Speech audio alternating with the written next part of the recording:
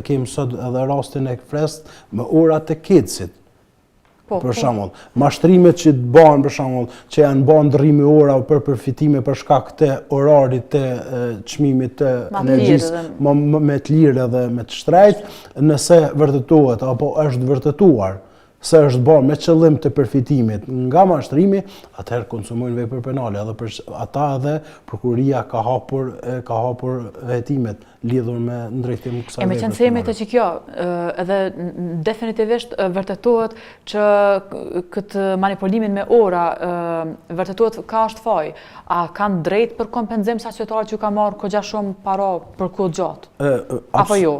Absolut. Do më thonë, i kena këtë dy procedura, janë procedura për kundërvajtëse dhe procedura penale. Për shembull të lidhur të orat e kecit, është duke zhvilluar edhe procedura kundërvajtëse nga inspektorët e Ministrisë Tregtisë, inspektorët e tregut duke i verifikuar këto ora.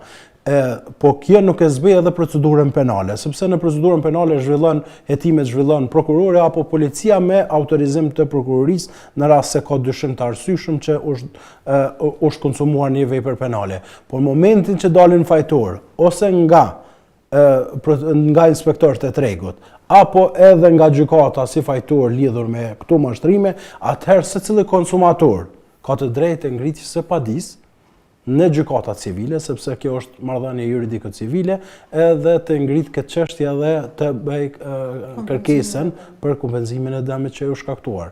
E gjithashtu duke llogaritur edhe shpenzimet e procedurës.